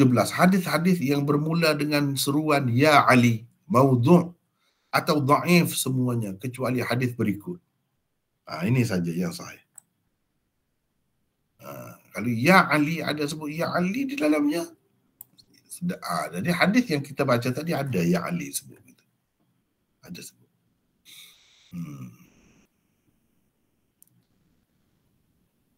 Ini contoh. Ya Ali, idza tazawwadta fala tansal basal. Wahai Ali. Jadi ini jilid 1 ni dalam cetak sekarang ni. Belum lagi terbit. Belum lagi terbit. Wahai Ali, apabila engkau berbekal, maka janganlah engkau lupakan bawang besar. Banyaklah yang macam ni, ya Ali ni. Jadi termasuklah juga yang kita bincang hari ini, ada sebut wahai Ali. Ini satu tanda bagi kita yang telah belajar tentang usul dirayah, itu penting. Kita tahu. Kalau ada sebut ya Ali, yang sahihnya ada berapa? Satu saja. Yang lain semua tidak sahih. Kalau tidak maudhu' pun dia dhaif. Ini contoh kedua, okey. Contoh keduanya, saya rasa setakat itulah. Kalau kita pergi yang kedua ni, nampak panjang pula. Dan saya pun sebenarnya belum selesai menghabiskan tulisan ini. Contoh yang ketiga tu boleh dikatakan belum lengkap lagi. Jadi saya rasa setakat inilah. Yang kedua ni memang sudah lengkap dah yang kedua ni. Cumanya kalau kita baca lagi jadi ambil masa jugalah. Saya rasa setakat itulah dulu kita bincang hari ini untuk kita bincang-bincang tentang kuliah pertama kita tadi, Sahih Bukhari. Dan setakat yang kita baca hari ini tentang usul yang ke-56. Boleh kita bincang. Jadi setakat itulah dulu pembentangan saya untuk hari ini. Wallahu alam. Cuma kita ada masalah, silakan kalau ada nak bincang, nak tambah ke ataupun ada kemusykilan ke tentang yang pertama tadi, dan yang ini pun termasuk yang ini. Silakan. Ada apa-apa masalah?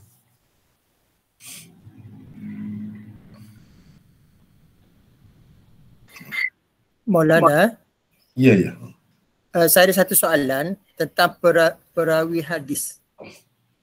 Ada kemungkinan untuk perawi hadis ni terdiri daripada mereka yang cacat panca indera contohnya. Itu maksudnya. Memang ada. Banyaklah. Terutamanya kalau mata itu memang mata, telinga, banyak sekali. Setengah-setengah tu di peringkat awalnya tidak, di peringkat akhirnya begitu. Memang banyaklah. Kalau kita kata cacat lah, orang cacat itu ramai sekali. Bukan seorang dua lah, ramai. Ya. Ada lagi yang lain, silakan.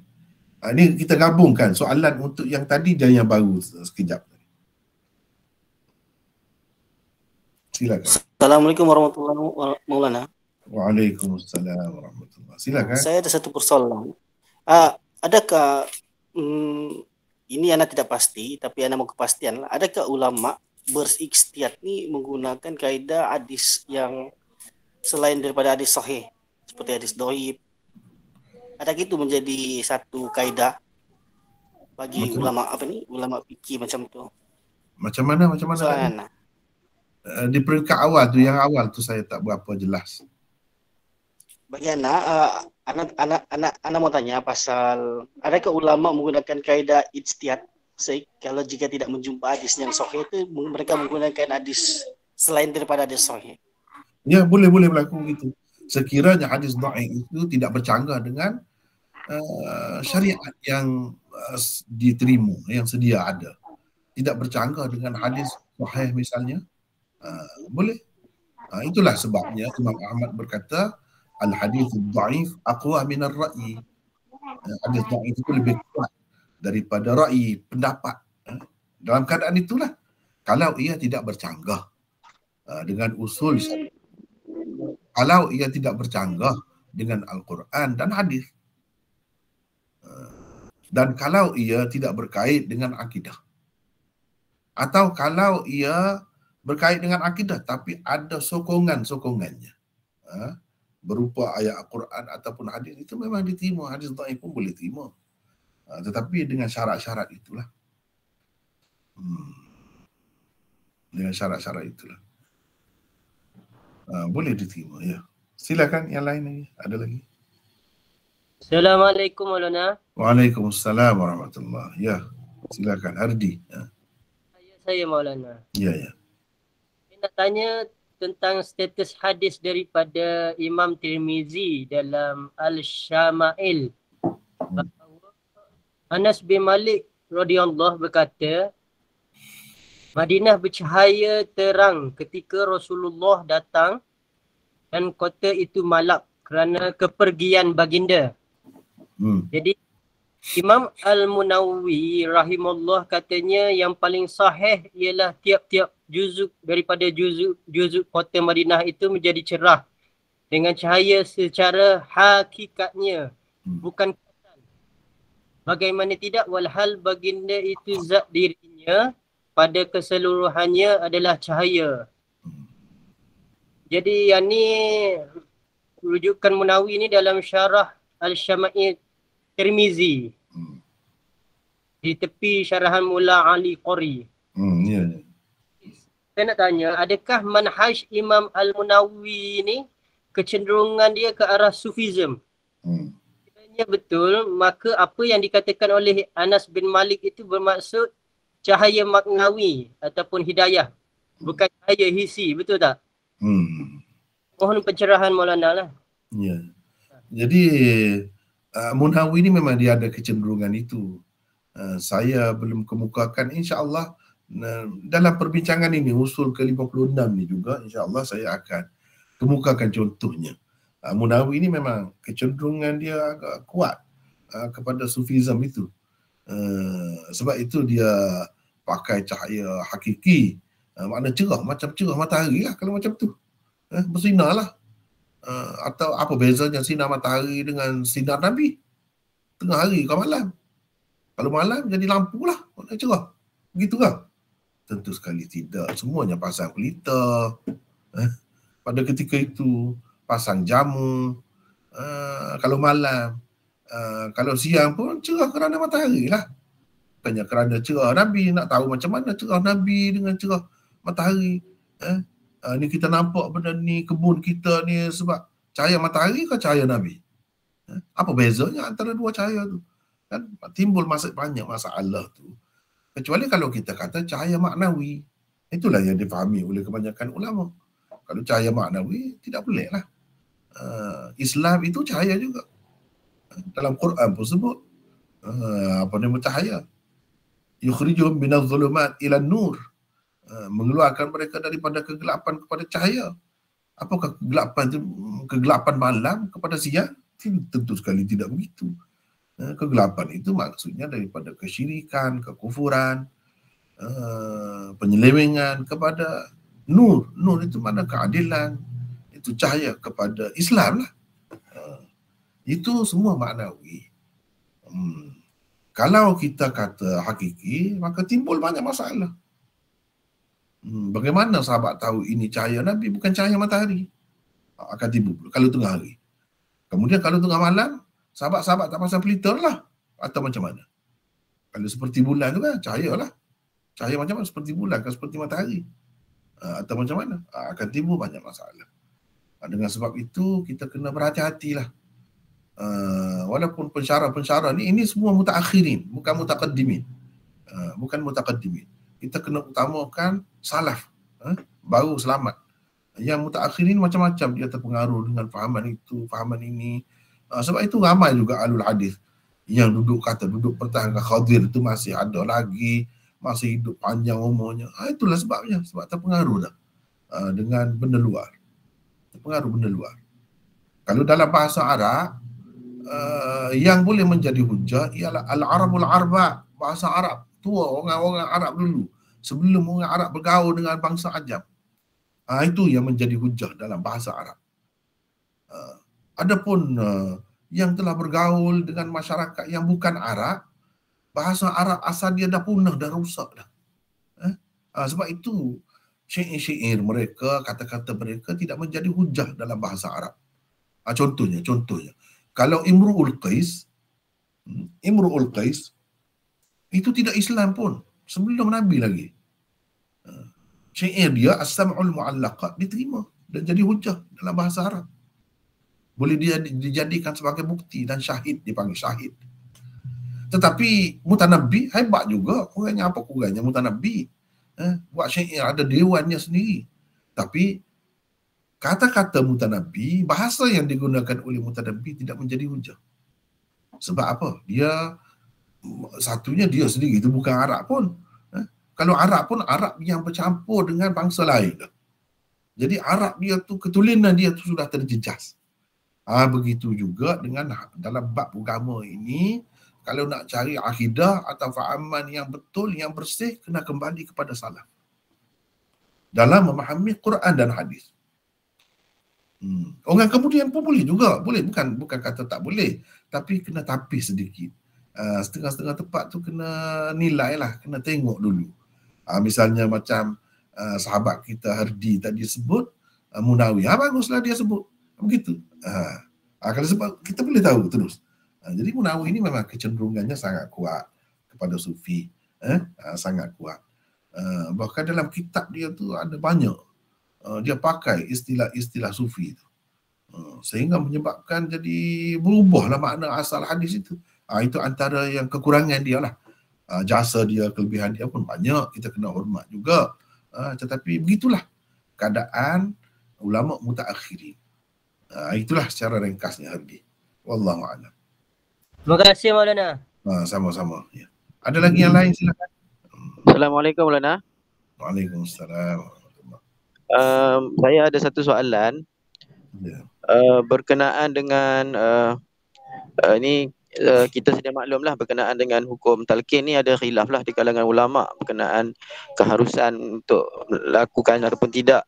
Cuma tertarik berkenaan dengan apa yang disebutkan oleh Imam An-Nawawi dalam kitab Majmu', yang beliau sendiri seolah-olah cenderung kepada pendapat yang mengharuskan talqin. Cuma persoalan saya berkenaan dengan hadis yang dijadikan hujah itu, kalau tak silap saya hadis itu dhaif. Jadi adakah Imam Nawawi antara yang beramal dengan hadis dhaif ataupun ada jawapan lain atau hujah lain yang berkenaan dengan menggunakan hadis dhaif yang berkaitan dengan talqin ni? Itu saja. Dia memanglah ada khilaf itu. Iyalah, setengah orang kata khilaf itu mu'tabar. Tapi bagi saya tidak mu'tabar itu. Tidak mu'tabar itu. Sebab hadis-hadisnya alasannya tidak kuat. Dhaif. Bahkan yang maudhu' pun ada juga. Jadi bercampur baur di situ. Sepatutnya tidak diamalkan lah. Kemudian kalau ada yang amalkan, bukan orang di semua tempat. Di sebelah Syam sahaja antara yang ada mengamalkannya. Kemudian kalau kita nak cari yang lebih kuat lah, yang lebih kuat, kita tengok sahabat, berapa orang yang buat. Kalau kita terima adalah seorang yang buat, misalnya kita kata Abu Umamah, ada. Kenapa sahabat lain tak buat? Itu masalahnya. Antara perkara yang perlu ada dalam pertimbangan kita untuk diamalkan ialah amal sahabat. Kita kena tengok. Kenapa sahabat tak buat begitu? Sama juga dengan letak pelepah tamar tu dekat kubur. Dan kalau dah tengok dah Nabi buat tu, satunya Nabi buat semua kubur ke? Tidak. Sebab itu kita tengok nak sahabat tak buat. Sebab dia faham. Kalau ada itu terkecuali itu, tak boleh dijadikan hujah pun. Tetapi ialah kalau begitu memanglah Imam Nawawi ini dia terima, dan dia juga terpengaruh dengan orang-orang sufi, antaranya Khadir itu. Padahal kalau mengikut ulama-ulama hadis, dia sendiri pun kata tak ada yang sahih. Inilah buktinya dia pakai hadis dhaif. Kadang-kadang dia pakai pendapat-pendapat tadi. Itulah benarnya. Jadi itu, ialah sebab itulah ulama-ulama kata ilmu mutaqaddimin itulah yang terbaik. Yang mutaakhirin ini ada bercampur baur. Itulah. Jadi Imam Nawawi juga tak mestinya apabila dia sebut tu maknanya kita elok ikut. Bagi kita yang belajar hadis ni, tengok mana yang kuat. Adakah hadis yang kuat? Kalau tak ada, tak perlu buat. Kemudian tengok pula, sahabat-sahabat ada ke tidak buat? Tak ada buat. Itulah sebesar-besar dalil buktinya. Sebab kita ni ialah Ahlus Sunnah, jamaah sahabat. Jadi setengah-setengah orang je kata sahabat ni kalau dia buat seorang saja pun tak apa dah, kita boleh ikut. Kenapa yang nak ikut yang seorang tu? Yang ramai lagi kenapa tak mau ikut? Kenapa yang nak ikut yang lemah tu? Banyak lagi yang sahih. Kenapa tak mau ikut itu? Itulah masalahnya. Tapi pilihan tu masing-masing lah. Seorang tu bebas memilih kan. Begitu je lah. Ya. Wallahu'alam. Okey, terima kasih Maulana. Sama-sama. Ada lagi? Silakan yang lain. Ya. Assalamualaikum warahmatullahi wabarakatuh. Waalaikumsalam warahmatullahi. Ya, silakan. Nama saya Khairul Maulana dari Selangor. Ya. Saya nak tumpang tanya, mungkin soalan ni agak macam tak berapa cerdik sangat Maulana soalan ni. Tapi saya nak tanya pendapat Maulana lah. Okey, afdal ataupun pendapat Maulana lah. Macam contohnya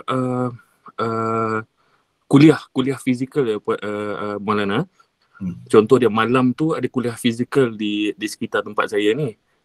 Maksudnya kuliah hadis lah yang saya memilih ni, kuliah hadis.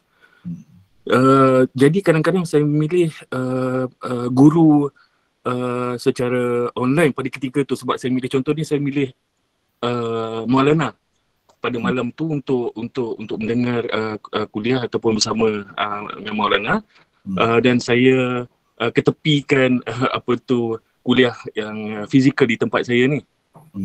Jadi saya nak tanya pendapat Maulana dari segi afdalnya Maulana. Ya, afdalnya. Itu je. Ya, saya. Bagi saya yang lebih afdalnya ialah ilmu yang lebih meyakinkan. Sekarang ni tak timbul dah soal majlis ilmu. Ini majlis ilmu lah ni kita sekarang ni. Alhamdulillah. Apakah Alhamdulillah. saya tidak yakin bahawa di hadapan saya sekarang ni ada Ruslan Jaafar, sahabat kita Ruslan Jaafar. Saya yakin dia ada. Sebagaimana dia pun yakin saya mengajar sekarang ni. Tidak ragu. Alhamdulillah. Dan sekarang ni kalau kita ada muskilan, kita boleh tanya. Sama seperti kita di hadapannya. Cuma tak boleh tengok rupa yang sebenar itu. Alhamdulillah. Tubuh kasar itu saja. Ya. Yang lebih pentingnya ialah ilmu yang kita nak terima itu meyakinkan atau tidak. Ya mungkinlah kalau dibuat di masjid, adalah kelebihan masjid tu bila kita pergi duduk di masjid tu. Itu saja kalau nak ada kelebihan luaran. Betul. Bukan kelebihan yang berkait dengan ilmu tu sendiri. Kalau berkait dengan ilmu tu sendiri, ia bergantung kepada kekuatan dia. Mana yang meyakinkan. Yang meyakinkan itulah yang lebih diutamakan, insya-Allah. Jadi tak ada masalah. Alhamdulillah. Saya tak ada masalah langsung ya Maulana. Ya. Saya sekarang ni sebenarnya saya lebih selesa dengan cara begini. Lebih selesa dengan cara begini. Sebab apa? Dia tak ada beza. Cuma tempat je lah. Iaitu boleh diatur lama-lama sekali, seperti cadangan sahabat kita Ruslan Jaafar sebelum ini. Lama-lama sekali, setahun sekali ke mungkin kita buat pertemuan. Ramai-ramai kita belajar begini tapi secara berhadapan. Itu mungkin InsyaAllah boleh dibuat. Tapi sepanjang masa, bayangkan kalau sebelum ini teratak hadis ni juga pergi berapa banyak ambil belanja dengan tiket kapal banyak, dengan masanya banyak, padahal yang mengajar benda sama juga. Bahkan kalau saya nak tunjuk macam saya tunjuk kitab-kitab tadi, orang di hadapan tak nampak. Dan kalau saya terikat dengan teratak hadis tempat dia tu, maka sahabat kita macam Hafidh Ibnul Qayyim ini tak dapat ikuti. Sebab dia dapat yang daripada Indonesia tu. Daripada Indonesia. Tapi bila kita buat gini, dia pun boleh ikut serta kan. Itu bagus. Masya-Allah, tabarakallah. Alhamdulillah lah. Saya rasa tak ada jadi masalah ya. Alhamdulillah. Kadang-kadang tu bekerja-kerja Maulana, kadang-kadang lepas maghrib tu cuba kejar kuliah di online lah kita kan, macam ni kan Maulana. Lepas tu kita selesai tu kita ke masjid balik untuk isyak, dan kita kejar balik, cuba kadang-kadang ada kuliah isyak tu. Tapi jawapan tu alhamdulillah Maulana, dah tak ada ragu-ragu lagi lah Maulana. Alhamdulillah. Jazakallah khairan. Ada lagi yang lain, silakan. Terima kasih banyak Maulana. Semoga Allah mudahkan. Silakan. Yang lain lagi? Mungkin persoalan ni bukan membangkitkan isu perbalahan, cuma sekarang ni sebagai kami belajar dengan Maulana pun ada rasa macam tidak senang lah. Mengenai ada isu sekarang ni hangat menyebut nama Maulana tu Maulana, itu satu, dengan isu lekor ni Ustaz. Bolehkah Ustaz beri pencerahan sedikit bagi kami orang biasa ni, sebab kita ni orang yang masih tidak berilmu, jadi kita risau di mana ujian yang kita mau terima, adakah dari satu pihak ni atau satu pihak ni. Sebab kita pun bukan belajar sampai tahap seperti dalam masalah fikih ini secara dalam. Jadi kita tidak mau jadi orang yang bodoh kita baru anda bertanya dengan Maulana lah sendiri. Apa pandangan Maulana pasal isu ini? Ya. Yang pertamanya memang begitulah dalam masyarakat yang tak faham kan tentang aliran ahlul hadis, ashabul hadis, dia memang timbul begitu daripada dulu lagi. Gelaran-gelaran yang tidak baik ini diberikan kepada orang-orang yang membawa sunnah Nabi SAW. Duka citanya orang-orang yang tu pun Islam juga, tapi kerana tak faham, jauh daripada ajaran Nabi SAW sehingga jadi begitu. Itu yang kita kesian sebenarnya kepada masyarakat ni. Dia sepatutnya dapat manfaat dengan ahlul hadis, orang-orang yang mengajar hadis ni. Tiba-tiba dapat dosa pula dia kerana mengeji orang tu, menuduh orang ini, menggelar orang ini dengan gelaran-gelaran yang tidak baik. Sedangkan itu dilarang oleh Allah SWT di dalam Al-Quran. Wala tanabazu bil alqab bi'sal ismul fusuq ba'dal iman, dalam Quran pun sebut. Tetapi begitulah, daripada dahulu lagi sebenarnya tidak pelik perkara ini berlaku. Bagi saya tak jadi masalah pun sebenarnya. Cuma mungkinlah di kalangan kita, saya sendiri pun dan orang-orang yang bersimpati dengan saya itu berasa sedih juga bila ada begitu kan. Itu dari segi sifat semula jadi manusia tu ialah tidak dapat nafi, tetapi dari segi hakikatnya kita mendapat pahala sebenarnya. Walaupun orang keji, dia macam orang puji juga pada hakikatnya. So kita tidak dapat dosa. Yang dapat dosa tu orang yang mengata begitulah. Bagi saya tak ada apa pun. Saya dapat pahala, tapi saya kena sabarlah. Memang begitulah cara menghadapi masyarakat yang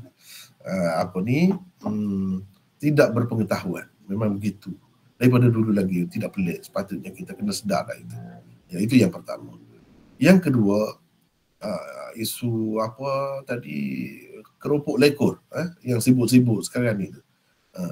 Ya, saya seperti sahabat-sahabat yang lain, saya lebih setuju dengan pendapat ahlul hadis lah. Memang kita semua terima, bukan soal dam masfuh tu. Darah yang mengalir itu ada sesiapa pun, kita orang Islam ni mazhab apa pun yang mengatakan halal. Bukan timbul soal itu. Tak ada siapa pun yang kata darah yang mengalir itu halal. Itu memang haram. Cumanya dalam masalah ikan tu, itu ada khilaf dalam mazhab Syafi'i sekalipun. Kalau kita lihat dalam mazhab lain lagi jelas bahawa itu terkecuali, tak termasuk dalam daman masfur, bahkan termasuk dalam yang dihalalkan oleh Allah. Bila Allah halalkan, jadi tak jadi masalah lah kita nak makan. Uhilla lakum saydul bahri wa ta'amuhu mata'an lakum walis-sayyarah, umpamanya.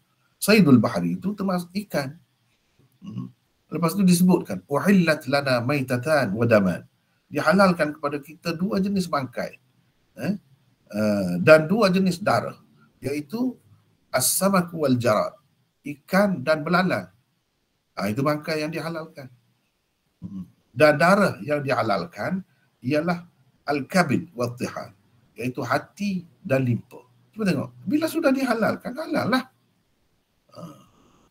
Sebab itu ramai ulama yang berpendapat begitu. Dan dalam mazhab Syafi'i pun ada khilaf. Sepatutnya dalam keadaan ada khilaf begini, boleh kita memilih pendapat mana-mana. Cuma nak menerakakan orang dengan sebab pilih satu pendapat lain, itu tak kena. Itu lari dah tu daripada landasan yang benar. Sepatutnya tidak berlaku begitu. Itu satu ketelanjuran lah. Saya anggap itu satu ketelanjuran yang berlaku, sepatutnya boleh diperbaiki. Dan ini perkara yang masih khilaf lagi. Perkara yang masih khilaf, tak bolehlah kita kata orang yang memilih pendapat yang tidak kita pilih akan masuk neraka. Tak sepatutnya begitu. Walaupun pendapat itu pendapat yang tidak mu'tamad ke, kurang kuat sedikit, tak jadi masalah. Kurang kuat itu nisbah kepada satu mazhab. Kalau mazhab lain tak timbul pun masalah, tak kuat. Itu memang kuat pun. Memang kuat pun. Itu satu perkara. Yang keduanya, kita sepatutnya bersangka baik. Adakah semua orang yang buat keropok lekor tu dia bermazhab Syafi'i, dia tahu dia memang tak buang semua perut dengan tahi ikan itu? Adakah begitu? Itu semacam tuduhan, sangka buruk terhadap sesama Islam pula. Seseolahnya orang tu tak pandai menjaga kesucian untuk makan minum dia. Kalau betul berlaku itu, kalau mengikut pendapat kita yang kata salah lah, itu salah lah, sekadar itu sajalah. Dan kita perlu juga tengok dari segi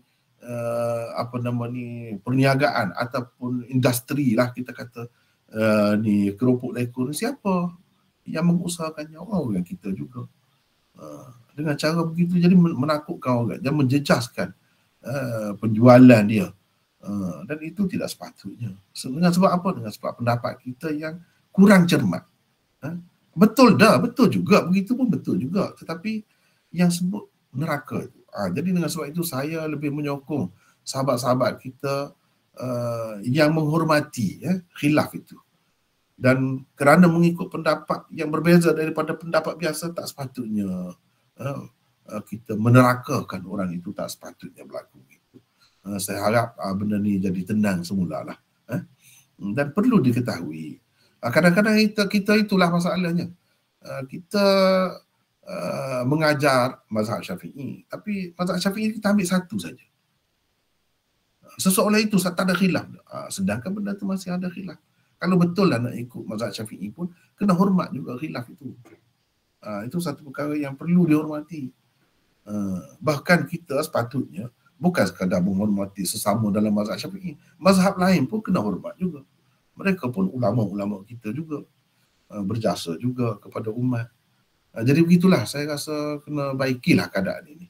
Cuba tenangkan keadaan dan merugikan sama-sama kita, dan menyusahkan di satu pihak yang lain.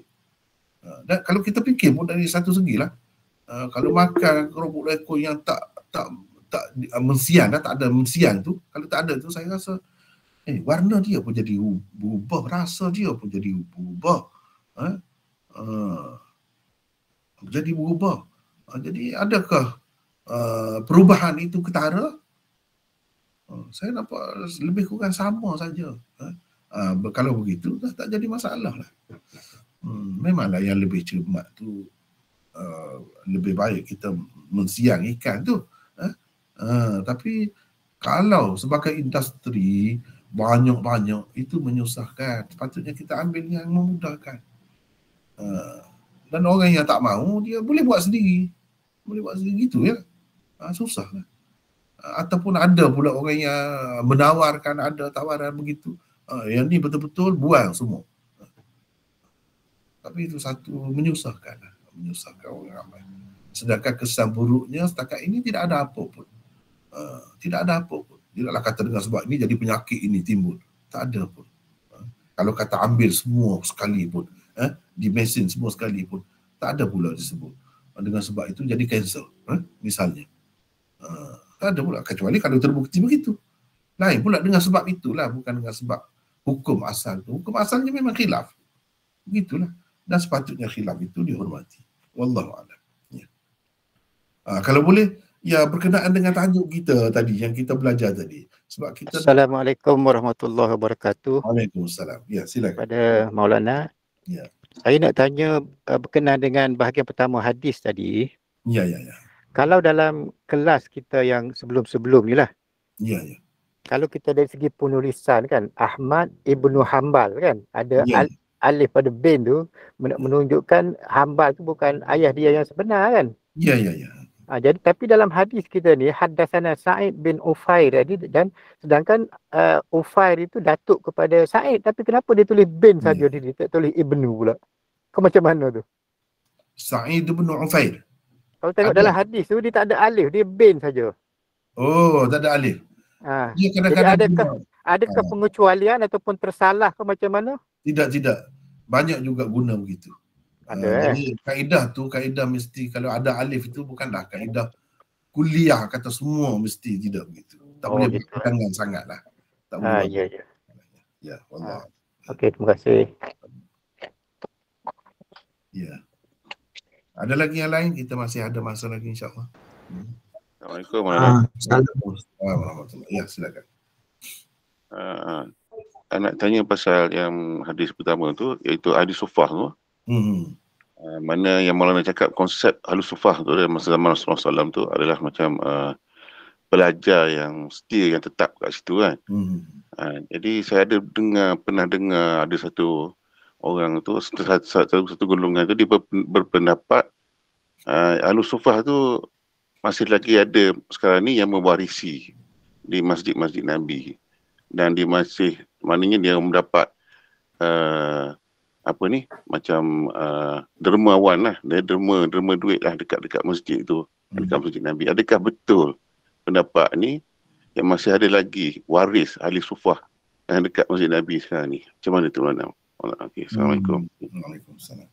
Kalau ahli sufah tu kita pakai dengan makna pelajar-pelajar penuntut di asrama, secara umumnya mengambil kira maksud dia tu yang asal tu boleh diterima lagi.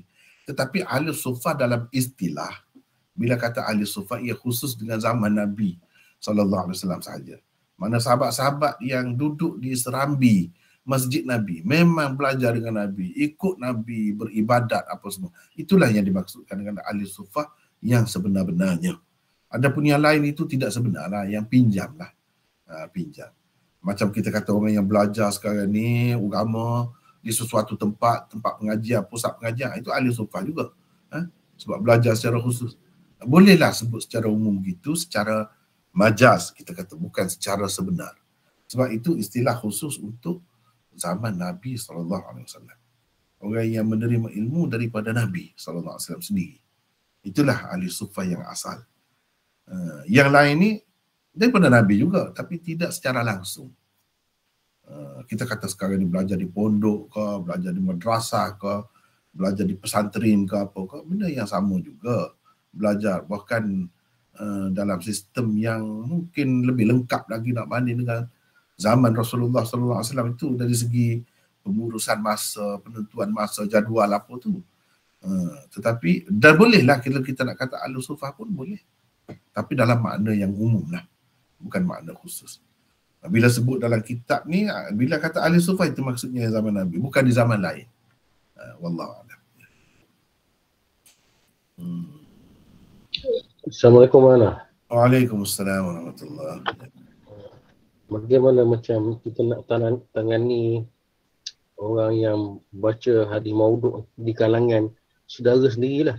Contoh baru ni saya balik kampung, besok saudara sendiri dia mengaji pondok pasti tumbuh. Tapi baca hadis tentang itulah Nur Muhammad tu dalam macam mana tu lah. Bagi nasihat sikit. Ya, kita terutamanya orang-orang yang ada kemahiran dalam bidang hadis. Ini yang pertama-tama sekali kena buat. Orang-orang yang ada kemahiran dan belajar hadis, dia tu kena tampil ke hadapan. Kena kemukakan perkara yang sebenarnya. Bincang dengan secara ilmiah. Kemudian daripada atas pergi ke bawah. Sedikit demi sedikit sampai ke akar umbi. Dia kena buat begitu. Lama-lama insya-Allah lah, macam sekarang ni pun banyak dah telah dibuat. Apabila dibincangkan, orang dah nampak dah benda tu tak boleh, benda tu tak ada, benda tu memang palsu, tak boleh. Kalau kita nak takwil, nak pertahankan lagi, tak boleh. Kita akan terpalit kalau kita cuba mempertahankannya. Kita akan terpalit, kita akan dipandang serum. Setelah orang ramai betul-betul faham, dalam keadaan tak faham lagi memanglah begitu, tapi akhirnya dia akan benar yang benar. Yang benarnya itu hadis Nur Muhammad itu memang tidak sahih, bahkan palsu. Jadi benda inilah yang kita kena sebarkan, peringkat-peringkat lah. Jadi yang pertama sekali kita kena bersihkan pemikiran masyarakat ni, jangan ada sangka buruk, tuduh-menuduh terhadap satu sama lain, sebab dia kesan dia buruk. Misalnya bila dikatakan Wahabi kepada seorang ahli ilmu, jadi dia dah tawar ilmu dia tak mahu terima terus. Ini bahaya kepada orang ramai. Jadi pihak berkuasa agama sepatutnya mengawal keadaan ini. Jadi kalau kawal misalnya, jangan benarkan orang tuduh orang begitu, sebab kesan dia buruk. Padahal orang itu tidak pun. Akhirnya ilmu yang benar dia tidak dapat. Terhalang daripada mendapat ilmu yang benar kerana fitnah-fitnah yang disebarkan ini. Antara yang perlu kita kena bersihkan masyarakat ni pemikiran dia tu jangan duduk menuduh tu. Jangan sangka orang bukan-bukan. Dan bersikap terbuka. Jangan kita nampak kita saja segala-galanya ilmu. Saya pun belajar pondok pasir tumbuh juga dulu. Saya tahu semua tu memang di pondok ni memang dia mengajar begitu, selapis begitu. Tapi saya bernasib baik kerana dapat sambung lagi belajar di luar negara, dan di situlah kita dapat benda-benda ni, dapat mengesan kekurangan atau kelemahan yang terdapat dalam sistem pengajian hadis di pondok-pondok tempat kita. Dia memang selapis. Memang selapis. Nur Muhammad apa tu saya sendiri pun bertemu, memang dalam kitab-kitab Jawi terutamanya memang ada. Jadi benda ni tak sepatutnya dibiarkan terus begitu. Tak sepatutnya. Tapi kadang-kadang sikap taksub itulah yang merugikan diri sendiri. Wallahualam. Saya rasa setakat itulah dulu hari ni. Dah orang azan itu masuk zuhur. Wallahualam. Assalamualaikum. Waalaikumsalam. Waalaikumsalam warahmatullahi wabarakatuh. Terima kasih. Assalamualaikum warahmatullahi wabarakatuh. Terima kasih.